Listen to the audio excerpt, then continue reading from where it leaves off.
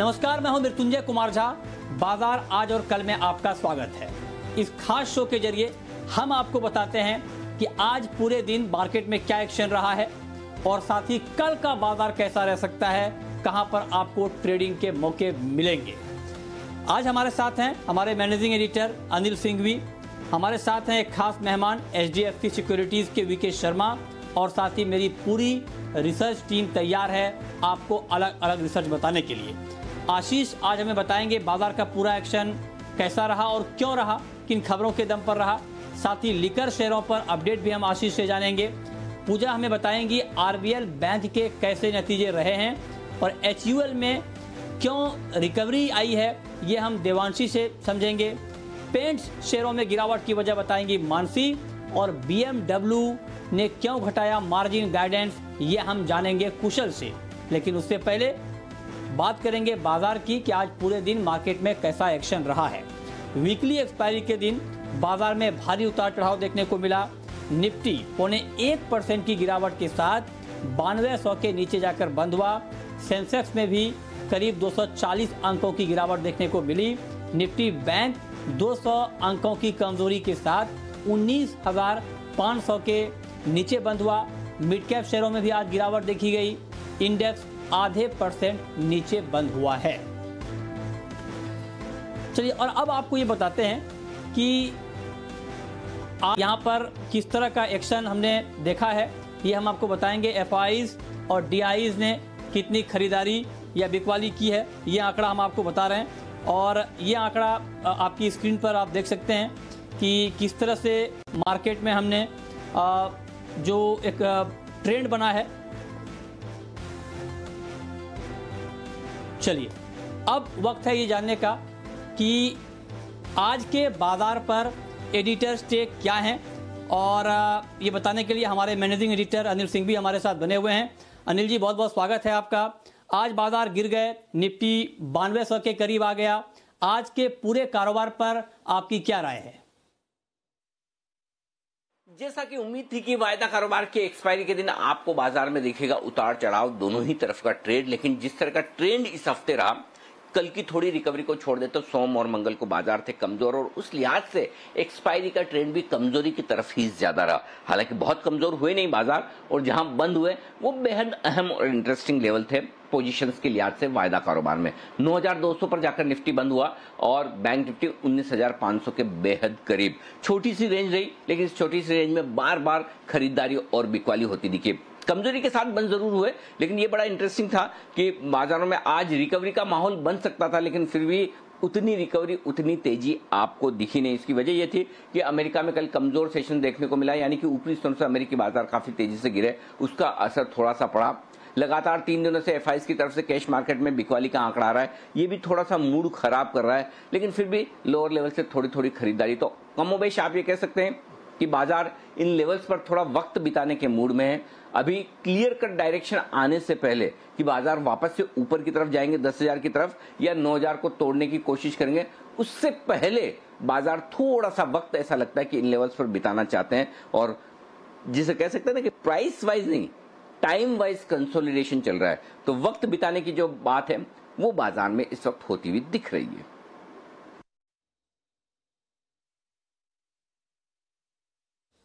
Okay, तो आज market में किस तरह का एक्शन दिखा, ये आपने जाना। और लेकिन ऐसी कौन कौन सी खबरें रहीं जिन खबरों के दम पर अलग अलग सेक्टर में आज हमने एक्शन देखा है, ये बताने के लिए आशीष हमारे साथ बने हुए हैं। आशीष, बताइए ऐसी कौन कौन सी खबरें थी जिसका इम्पैक्ट हमने अलग अलग सेक्टर के ऊपर देखा है? देखिए, वीकली एक्सपायरी के दिन आमतौर पर ये उम्मीद लगाई जाती है कि बाजार में तेज उतार चढ़ाव देखने को मिलेगा, लेकिन आज इसके बिल्कुल विपरीत जो है, बाजार बहुत छोटी सी रेंज में रहा पूरे दिन। और आप ये कह लीजिए डायरेक्शन लेस ट्रेडिंग सेशन रहा, काफी ज्यादा सेशन जो है चौपी रहा। लेकिन सेक्टर स्पेसिफिक एक्शन की अगर आप बात करें तो आज भी भरपूर देखने को मिला। सबसे पहले FMCG स्टॉक्स देखिए, हम पिछले 2 दिन से आपको बता रहे हैं कि अप्रैल सीरीज में FMCG स्टॉक्स ने काफी बढ़िया प्रदर्शन किया था, लेकिन अब कहीं ना कहीं सेलिंग प्रेशर FMCG स्टॉक्स पर भी आते हुए दिख रहा है। और आज के सत्र में भी अगर आप देखें तो गोदरेज प्रॉपर्टीज में भारी गिरावट देखने को मिली। कोलगेट, पामोलिव, ब्रिटानिया और इमामी जैसे जो दिग्गज FMCG स्टॉक्स हैं, वहां पर भी बिकवाली का रुझान देखने को मिला।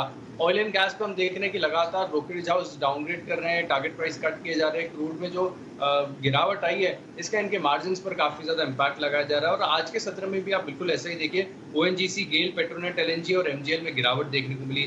फार्मा स्टॉक्स जो कि अप्रैल सीरीज के स्टार परफॉर्मर थे, अब दिग्गज जो फार्मा कंपनी है उनमें भी ऊपरी स्तरों पर एक मुनाफा वसूली देखी गई। हालांकि इतनी ज्यादा गिरावट नहीं है, लेकिन मिड कैप स्पेस में अगर आप देखें तो फाइजर, एबट इंडिया, ये कुछ ऐसे स्टॉक्स हैं जहां पर गिरावट देखने को मिली। इसके अलावा दिग्गज कैडिला और ऑरबिंदो फार्मा, यहाँ पर भी ऊपरी स्तरों पर मुनाफा वसूली हावी रही। सरप्राइजिंगली पीएसयू बैंक जो कि पिछले हफ्ते से काफी ज्यादा वीक नजर आ रहे हैं, आज सरप्राइजिंगली निचले स्तरों से यहाँ पर खरीदारी देखने को मिली है। और Punjab national bank, Indian bank, bank of Baroda, Canara bank ये मामूली बढ़त के साथ बंद हुए। रियल एस्टेट स्टॉक्स पर भी आज जेफरीज ने जो कवरेज की शुरुआत की, इसका एक पॉजिटिव मोमेंटम देखने को मिला और शोभा लगभग 5% की तेजी देखने को मिली। रेमंड, प्रेस्टीज एस्टेट्स और महिंद्रा लाइफसेज। कुल मिलाकर देखा जाएगा तो आज बाजार में कुछ ज्यादा हलचल देखने को नहीं मिली, बहुत ही एक रेंज बाउंड सेशन देखने को मिला। ओके, तो ऐसी कौन कौन सी खबरें रहीं जिन खबरों के दम पर आज अलग अलग सेक्टर में एक्शन दिखा है, ये आशीष ने आपको बताया। अब रुक करते हैं अपने खास मेहमान का। हमारे साथ हैं एचडीएफसी सिक्योरिटीज के वीके शर्मा साहब। शर्मा जी, बहुत बहुत स्वागत है आपका कार्यक्रम में। अब यहाँ से आगे आपको मार्केट की चाल क्या दिख रही है, मेरा पहला सवाल आपसे। दूसरा ये कि ऐसे बाजार में चूंकि कल हफ्ते का आखिरी कारोबारी दिन है, तो कल के लिए कोई ट्रेड कैसे ले सकता है, कहाँ पर लेना चाहिए इंट्राडे पॉइंट ऑफ व्यू से? जी, सबसे पहले ये कि बाजार ऑब्वियसली ऊपर से 9,900 से नीचे आया है और नीचे वापस जाने की कोशिश कर रहा है, लेकिन जो अक्सर जो 20 डे मूविंग एवरेज है वो करीब 9,060 के आसपास है और मैं समझता हूँ कि उसके तोड़ने के पहले बाजार ऊपर जाने की कोशिश करेगा। तो यहाँ से बाजार के अंतिम दिन, सप्ताह के अंतिम दिन शुक्रवार को बाजार के ऊपर जाने की संभावनाएं ज़्यादा हैं बनिस्बत नीचे जाने की। हाँ, हालांकि करेक्शन में बंद होगा। अब ऐसे मौके पे क्या आप ले सकते हैं कल, उसके ऊपर नज़र डालते हैं। तो अगर एक दिन के लिहाज से मृत्युंजय कुछ लेना हो तो रिलायंस लिया जा सकता है। ये आज एक सशक्त रूप में उभर कर आया है। ये स्टॉक 1495 पे एक डबल रेजिस्टेंस था, डबल टॉप था, उससे ऊपर क्लोज दिया है 1512 पे। तो यहाँ पे 1480 का स्टॉप लॉस रखा जा सकता है और 1572 का टारगेट मैं समझता हूँ कि एक दिन के अंदर संभव है। और लगे हाथों मृत्युंजय, मैं पोजिशनल ट्रेड भी बता दूं? आप बिल्कुल सर बता दीजिए। जी, तो टाटा कंज्यूमर एक ऐसा स्टॉक है जो अच्छे अपने 100 डे 200 डे मूविंग एवरेज के ऊपर है, ऑसिलेटर्स भी बेहतर स्थिति में हैं और इसलिए 343 रुपए पे जो स्टॉक क्लोज हुआ है 326 का स्टॉप लॉस रखें और पोजिशनल ट्रेड के लिए 5 से 7 सेशंस के लिए आप 373 का जो यहाँ से करीब 9% ऊपर है उसका टारगेट लेके चल सकते हैं। स्टॉप लॉस अवश्य लगाइएगा। ओके, तो इंट्राडे में और पोजिशनली आपको कहां पर ट्रेड करना है ये आपको शर्मा जी ने बताया। आगे बढ़ते हैं। आरबीएल बैंक ने चौथी तिमाही के नतीजे जारी किए हैं। कैसे रहे हैं नतीजे, ये बताने के लिए हमारे साथ पूजा त्रिपाठी जुड़ी हुई हैं। पूजा, बताइए। जी, आरबीएल बैंक के नतीजे बिल्कुल जैसा हम उम्मीद कर रहे थे वैसे ही नंबर्स इस बार देखने को मिले हैं। अगर ब्याज से आय की बात करेंगे तो हमारा अनुमान 30% की ग्रोथ का था, 33% की ग्रोथ इस बार देखी गई है। 112 करोड़ की इस बार जो मुनाफे के फिगर्स आए हैं वो 112 करोड़ का हम अनुमान कर रहे थे, उसके सामने 114 करोड़ के बैंक ने नंबर पोस्ट किए हैं। ग्रॉस एनपीए के फ्रंट पर भी बिल्कुल जो हम उम्मीद कर रहे थे वैसे ही नंबर इस बार देखने को मिले हैं। ग्रॉस एनपीए के आंकड़े इस बार 3.7% आए हैं और हम जो उम्मीद कर रहे थे वो 3.6% के आसपास की हम उम्मीद कर रहे थे। तो जो नंबर्स आए हैं वो बिल्कुल हमारे अनुमान के मुताबिक ही है। मुनाफे में जो एक यहाँ पर दबाव देखने को मिल रहा है वो बढ़े हुए प्रोविजन की वजह से देखने को मिल रहा है, जिसकी वजह से बैंक के मुनाफे में इस बार दबाव देखने को मिला है। कुल मिलाकर बात करें तो नतीजे अनुमान के मुताबिक ही। ओके, तो नतीजे कैसे रहे ये पूजा ने आपको समझाया। तो शर्मा जी, ये आंकड़े देखने के बाद आपको क्या लगता है आरबीएल बैंक में भी क्या करना चाहिए? देखिए, इस वक्त हमारे हाथ बंधे हुए हैं क्योंकि हमारे अपनी रिपोर्ट इसके ऊपर रिजल्ट्स आई नहीं है रिजल्ट्स के बाद, तो मैं इस पर कमेंट नहीं कर पाऊंगा। लेकिन अगर आप तकनीकी दृष्टि से देखें तो मैं समझता हूं कि यहाँ पे लगता है कि ये स्टॉक वापस अपनी कमजोरी को पूरा करके ऊपर आने की कोशिश कर रहा है, और यहाँ पे जो दर्शक हैं वो चाहें तो ऑप्शंस के जरिए इसमें लॉन्ग की पोजीशंस बना सकते हैं। ओके, ठीक है, चलिए आगे बढ़ते हैं। और HUL का शेयर आज शुरुआती गिरावट के बाद संभला है। क्यों संभला है, क्या इसके पीछे वजह रही है, ये बताने के लिए देवांशी हमारे साथ जुड़ गई हैं। देवांशी, क्या वजह इसमें आप देख रही हैं, क्यों शुरुआती गिरावट के बाद ये शेयर संभलता हुआ दिखा? HUL में आज एक बड़े ब्लॉक डील्स होने के बावजूद हमने देखा लोअर लेवल से अच्छी रिकवरी आती हुई दिखी। अब ये क्या था, मैं आपको पहले बता दूं कि GSK की पेरेंट कंपनी GSK PLC ने अपनी पूरी हिस्सेदारी HUL में बेच दी। अब मैं आपको बता दूं कि ये मार्केट को ऑलरेडी पता था, तो कई दिन पहले ही हमने देखा कि HUL में शॉर्ट्स बनते हुए दिखे थे। अब पॉजिटिव बात इस ब्लॉक डील में ये थी कि ऊंचे भाव पर ये मेजोरिटी ऑफ द डील्स होती हुई दिखी है। 70% ऑफ द डील्स जो हुई थी वो आज 1950 रुपए प्रति शेयर के करीब होती हुई दिखी, यानी कि मेजर डिस्काउंट्स पर होती हुई नहीं दिखी है। ये पॉजिटिव ट्रिगर थी। इसके अलावा आप देखिए, माना जा रहा है कि बड़े म्यूचुअल फंड्स ने, डोमेस्टिक और साथ ही FI म्यूचुअल फंड्स ने इसमें खरीदारी की है, तो इसके चलते भी थोड़ा सा सहारा आज HUL को मिलता हुआ दिखा था। अब देखिए, अब क्योंकि अब ये डील पूरी हो चुकी है तो एक सप्लाई ओवरहैंग का जो कंसर्न है वो भी पूरा होता हुआ दिखा है, और इसके अलावा अब नए शेयर्स मार्केट में आते हुए दिखेंगे। इसके चलते अब इनका जो फ्री फ्लोट है HUL का वो बढ़ता हुआ दिखेगा, जिसके चलते इनकी जो निफ्टी में वेटेज है वो बढ़ जाएगा। इसके चलते भी आज HUL को थोड़ा सा सहारा मिलता हुआ दिखा। इसके अलावा आप देखिए, अगर हम वैल्यूएशन वाइज बात करें तो इस स्टॉक में ऑलरेडी काफी पिटाई हो चुकी थी। अगर हम नतीजों की बात करें, उसके बाद से करीब 12% तक की गिरावट हमने देखी है, यानी कि 30 अप्रैल से। और अगर पिछले महीने की बात करें तो करीब अब तक 30% तक की गिरावट HUL के स्टॉक में हमने देख ली है। तो कुल मिलाकर निचले लेवल्स पर आज अच्छी खरीदारी आती हुई दिखी है, अच्छी डिलीवरी वॉल्यूम्स आते हुए दिखे। अब अगर हम कारोबार की बात करें तो आप देखिए, कुल मिला के कारोबार में काफी सुधार देखने मिल रहा है। सबसे पहले जो सप्लाई चेन है लॉकडाउन के बाद अब वो नॉर्मल सी लेवल्स पर आते हुए दिख रहे हैं। 75 to 80% इनके जो सप्लाई चेन है उसमें सुधार दिखा है पिछले 10 दिन में। इसके अलावा GSK के साथ इन्होंने जो करार किया है, उनकी जो ब्रांड खरीदी है हॉर्लिक्स की, उसके अधिग्रहण के चलते इनके EPS बढ़ने का अनुमान भी लगाया जा रहा है। और साथ ही आप देखिए, अगर चौथे तिमाही के नतीजों की बात करें तो कमजोर जरूर रहे हैं, लेकिन 80% के इनका जो पोर्टफोलियो है इसमें मार्केट शेयर में करीब आधे % तक की बढ़त होती हुई दिखी है। तो ये एक पॉजिटिव ट्रिगर जरूर बनता हुआ दिख रहा है। आगे चलते इससे थोड़ा सा सहारा मिलेगा। और साथ ही आप देखिए, इनके जो बैलेंस शीट है वो काफी मजबूत है, 3000 करोड़ से ज्यादा का कैश है, जिसके चलते ऐसी सिचुएशन में उनको बहुत ज्यादा कैश फ्लो की दिक्कतें होती हुई नहीं दिखेगी। और जैसे कि मैंने कहा कि नतीजों के बाद शेयर में काफी गिरावट आई थी, और उसके बाद अगर आप डिलीवरी वॉल्यूम्स देखें तो काफी हाई थे। पिछले 5-6 दिन में हमने देखा कि करीब 40% से ज्यादा के डिलीवरी वॉल्यूम्स हमने ऑलरेडी HUL में देख लिए हैं। आज ही के दिन में 72% से ज्यादा के डिलीवरी वॉल्यूम्स हमने HUL के स्टॉक में देखा है। और अगर मैं वैल्यूएशन की फिर बात करूं तो नेस्ले के कंपैरिजन में ये स्टॉक अभी भी काफी ज्यादा आकर्षक ब्रोकर्स को लगता है। तो ये सारे ट्रिगर्स थे जिसके चलते नेशनल लेवल से HUL में अच्छी रिकवरी देखने मिली। ओके, तो कई सारे पॉजिटिव ट्रिगर यहाँ पर देवांशी ने बताए HUL को लेकर के। तो शर्मा जी, ऐसे में आपका क्या नजरिया है इस शेयर के ऊपर, HUL के ऊपर? हिंदुस्तान लीवर हमने उस तरह से यूनिलीवर बताया है लोगों को कि आप इस मार्केट में भी ले सकते हैं, और खासकर जब नतीजे आए तो उसके बाद जो गिरावट हुई है और जो एक ओवरहैंग था इस सप्लाई का वो भी आ चुका है। तो यहाँ पे और दूसरी बात यह है कि इनके रिजल्ट भी आ चुके हैं, और बाजार के जो दो दिग्गज हैं लीवर और रिलायंस, दोनों के रिजल्ट भी आ चुके हैं। तो ये इनके अंदर अब जो किसी प्रकार की हिचक नहीं रह जाती। अगर ये स्टॉक टेक्निकली ऊपर जाते हैं तो इनमें काफी बाइंग हम लोग आते हुए देख सकते हैं। कंज्यूमर स्पेस में मैं समझता हूँ कि और भी कई स्टॉक्स हैं, मैरिको जैसे अच्छे रिजल्ट्स आए थे, और टाटा कंज्यूमर भी टेक्निकली अच्छा बिहेव कर रहा है, जिसका मैंने आज जिक्र किया। ओके, ठीक है, आगे बढ़ते हैं।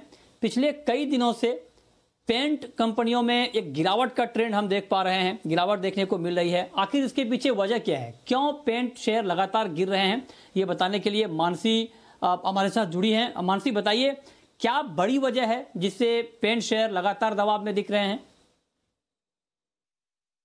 जी बिल्कुल। देखिए, पेंट कंपनियों के लिए कह सकते हैं कि एक तरह से उन्होंने अपना मौका खो दिया है, क्योंकि ये जो गर्मी की सीजन होती है काफी इंपॉर्टेंट होती है, पेंट की बिक्री बहुत ज्यादा होती हुई दिखती है। लेकिन पिछले महीनों में जिस तरह से हमने देखा है कि इकोनॉमी में सुस्ती देखने को मिली, उसके बाद जो लॉकडाउन की सिचुएशन आई है, इससे मांग में बिल्कुल कमी आई है, जिसका सीधा असर बिक्री पर भी पड़ता हुआ देखने को मिल रहा है। माना ये भी जा रहा है कि लॉकडाउन खत्म होने के बाद भी मांग लौटने में दिक्कतें हो सकती हैं, और साथ ही कंस्ट्रक्शन में जो सुस्ती हम देख रहे हैं उसका भी एक इवेंचुअल इम्पैक्ट है, जो कि पेंट इंडस्ट्री में देखने को मिल रहा है। और साथ ही मजदूर जो कि अब लॉकडाउन के चलते अपने गांव चले गए हैं, माना जा रहा है कि लॉकडाउन के बाद भी लेबर जल्द वापस नहीं लौटेगा, तो इसकी भी एक सिचुएशन है, एक प्रॉब्लम है जो कि क्रिएट होती हुई दिख सकती है। इन सब के बीच राहत की बात सिर्फ यह है कि पेंट के लिए 50% कच्चे माल की कीमतें जो है वो क्रूड आधारित होती है। क्रूड कीमतों में गिरावट सेक्टर के लिए एकमात्र राहत की बात है। लेकिन अगर 2020 की शुरुआत से अब की बात करें तो तमाम पेंट शेयरों में हमने देखा है करीब 11% से लेकर 26% की गिरावट देखने को मिली है। ओके, तो काफ़ी गिरावट यहाँ पर आई है। तो शर्मा जी, क्या ये माना जाए कि पेंट शेयरों में जो गिरावट आई है अब वो पूरी हो गई है, अब यहाँ से एक रिकवरी का ट्रेंड हम आगे देख सकते हैं, या आपको लगता है कि गिरावट अभी बाकी है? पूरे बाजार की गिरावट हम कह सकते हैं कि थोड़ी बाकी है, और उस दृष्टि से ये समझना नहीं चाहिए कि बॉटम इन चीज़ों का आ चुका है। तो एसेंशली आने वाले कुछ समय के लिए आपको समय समय पर स्टॉक नीचे जाएंगे तो लेना चाहिए, और उनके अंदर ट्रेडिंग भी कर सकते हैं। जिनके पास ऊपर के लिए हुए भाव हैं, स्टॉक्स लिए हुए हैं, वही उन्हीं स्टॉक्स के, और अच्छे स्टॉक्स हैं, उनके भाव अगर नीचे आते हैं और वो इन्वेस्टर अगर उसके अंदर नीचे नहीं लेता, तो नतीजा क्या होगा कि वो जब उसके स्टॉक के भाव आएंगे तो जो एग्जिस्टिंग हाथ में है उसको बेच देगा। अगर आप नीचे लेंगे तो ऊपर जाने पे उसको बेच पाएंगे, तो आपको तसल्ली रहेगी कुछ प्रॉफिट बुक किया है, और एग्जिस्टिंग स्टॉक को आप होल्ड कर पाएंगे। तो नीचे जाए तो उसमें एवरेजिंग जरूर करनी चाहिए। पेंट इंडस्ट्री ऐसी है जिसने बहुत अच्छा ग्रोथ दिया है, और इसके अंदर किसी प्रकार की कोई चिंता नहीं कि 6 महीने का ये जब वनवास काट के आएंगी तो दिवाली के बाद से या उसके आसपास से आप पाएंगे कि वापस इनमें रौनक लौटकर आएगी। ओके, तो आपको लगता है कि आगे इसमें रौनक लौटकर आएगी, तो इसमें घबराने की कोई बात नहीं है, लॉन्ग टर्म के लिए अच्छे होंगे ये शेयर। आगे बढ़ते हैं। सरकार ने जब से शराब की दुकानों को खोलने की इजाज़त दी है, उसके बाद राज्यों से इसके ऊपर एक्साइज ड्यूटी बढ़ाने की खबरें भी आ रही हैं। आखिर क्यों राज्य एक्साइज ड्यूटी बढ़ा रहे हैं, और एक्साइज बढ़ाने से किस राज्य को कितना फायदा हुआ है, ये आंकड़ा लेकर हमारे साथ आशीष बने हुए हैं। आशीष, बताइए। देखिए, मंगलवार को हमने आपको बताया था कि दिल्ली में जो शराब पर एक्साइज है इसे करीब 70% तक बढ़ा दिया गया है, और अब कहीं ना कहीं दूसरे स्टेट्स भी इसको फॉलो करते हुए नजर आएंगे। अब जो सूची है जहां पर एक्साइज ड्यूटी को बढ़ाया गया है वो काफ़ी लंबी होती जा रही है।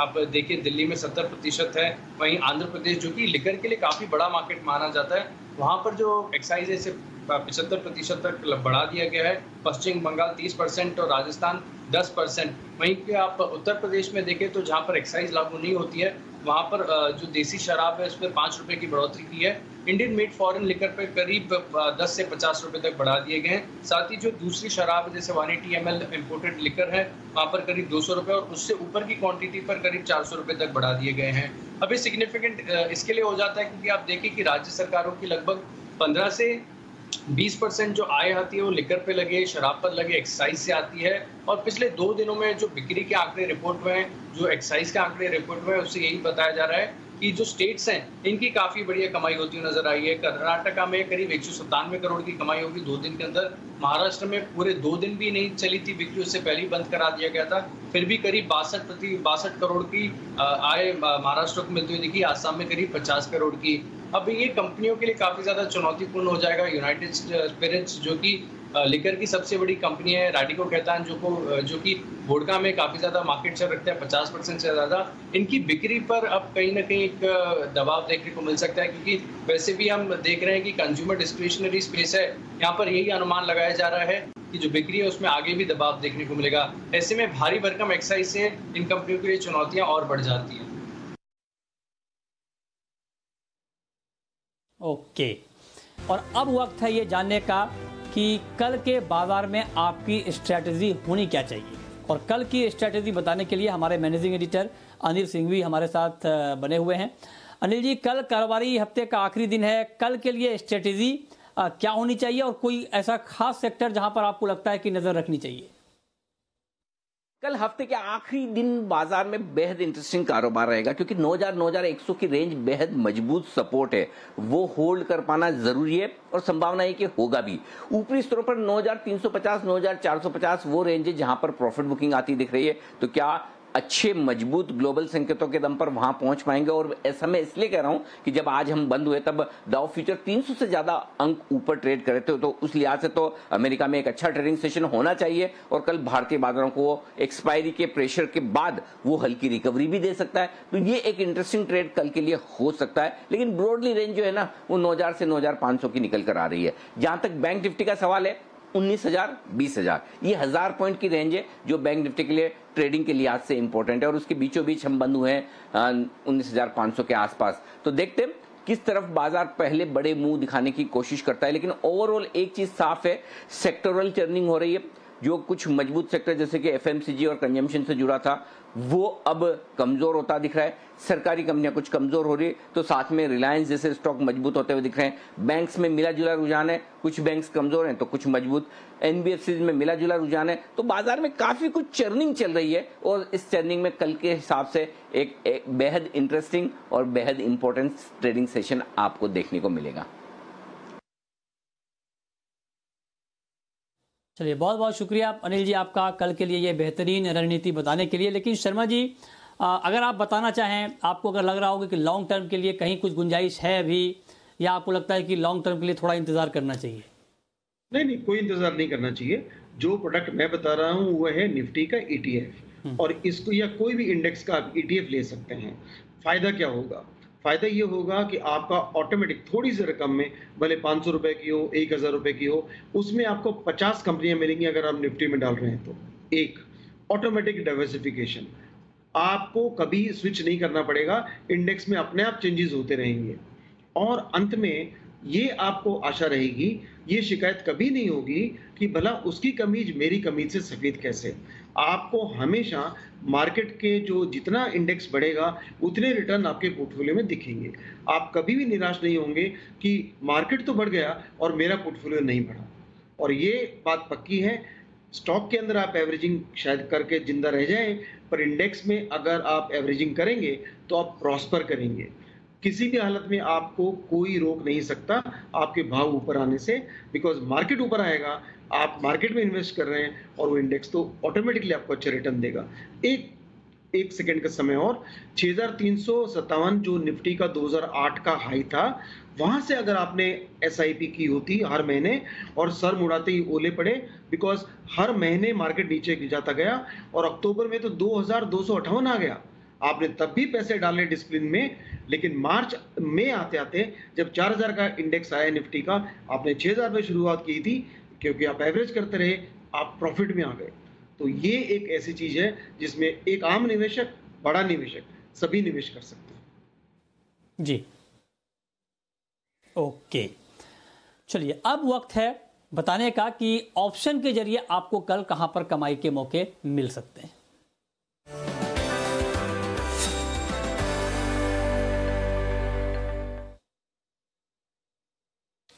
और ऑप्शन की रणनीति बताने के लिए हमारे साथ हैं एक्सिस सिक्योरिटीज के राजेश पालविया। राजेश जी, बहुत बहुत स्वागत है आपका। बताइए, कल ऑप्शन का ट्रेड कहां पर बनेगा? गुड इवनिंग मृत्युंजय जी। देखिए, जिस तरीके से वीकली एक्सपायरी हुई है, 9250 के नीचे बंद हुआ है, मुझे लगता है कि कल भी हमें एक ओपनिंग में प्रेशर देखने को मिल सकता है मार्केट में। तो हम 9100 का पुट जो कि 14th में की वीकली एक्सपायरी का होगा, वो 139 के आसपास क्लोज हुआ, वो बाय करने की सलाह देंगे। 120 रुपए का इसमें स्टॉप लॉस रखना है। 180 से 190 तक के टारगेट इस पुट में देखने को मिल सकते हैं।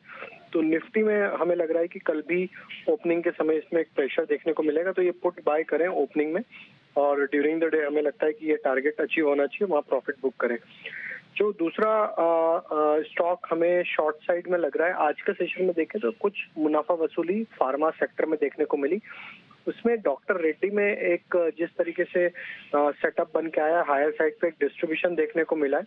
तो हमें लगता है डॉक्टर रेड्डी को यहाँ से शॉर्ट करना चाहिए। 3835 के आसपास क्लोज हुआ है। इसमें स्टॉप लॉस रखेंगे 3885 का। लोअर साइड पे हमें लगता है इसमें जो टारगेट देखने को मिलेंगे वो 3750 तक के देखने को मिलेंगे। तो डॉक्टर रेड्डी में शॉर्ट करने की सलाह रहेगी कल के सेशन में। चलिए, बहुत शुक्रिया राजेश पलविया जी आपका, वीके शर्मा साहब आपका, और साथ ही मेरी पूरी रिसर्च टीम का बताने के लिए कि आज का बाजार कैसा रहा, क्यों रहा और कल के मार्केट में कहां पर कमाई के मौके बन सकते हैं। तो फिलहाल इस बुलेटिन में इतना ही।